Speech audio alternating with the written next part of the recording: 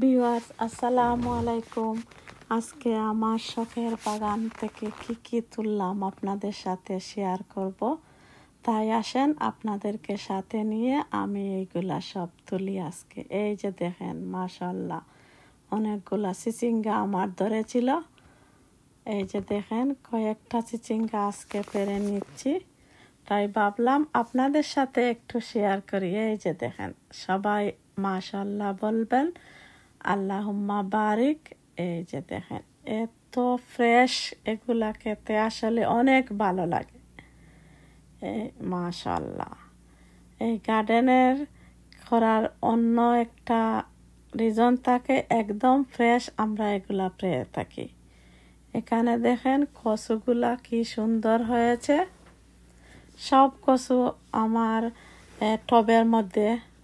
এই যে দেখেন, অনেক সুন্দর হয়েছে গাছগুলা। আমি 2-3 বার এই কচু কেটে নিচ্ছি, এখনো আবার কেটে নেওয়ার সময় হয়ে গেছে। এই যে দেখেন, আমার সাথে থাকেন, আমি অনেকগুলা কচু কেটে নিচ্ছি।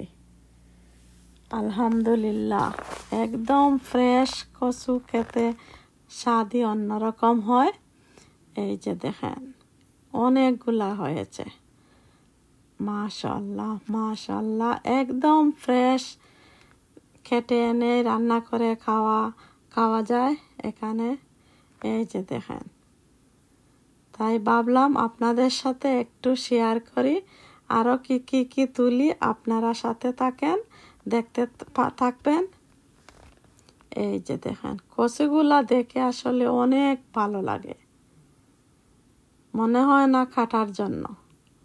এই যে দেখেন, এখানে আমার কয়েকটা শসা ধরেছে। এগুলো আসলে একদম ফ্রেশ, অর্গানিক, নিজের হাতের লাগানো গাছ থেকে শসা পেরে খাওয়া স্বাদই অন্যরকম হয়। এখানে আরো একটা শসা ধরেছে, তাই ভাবলাম আপনাদের সাথে শেয়ার করি।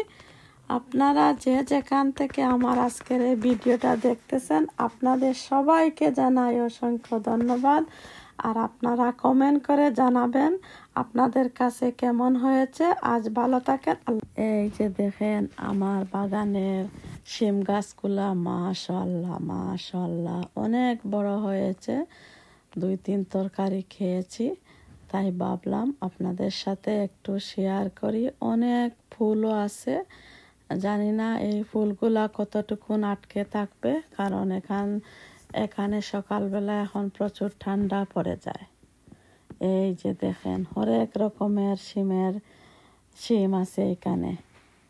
শিমের গাছ আছে, শিমও মাশাআল্লাহ অনেক শিম ধরেছে, অনেক ফুলও আছে। এগুলা ধরার সময় পাবে কিনা জানি না।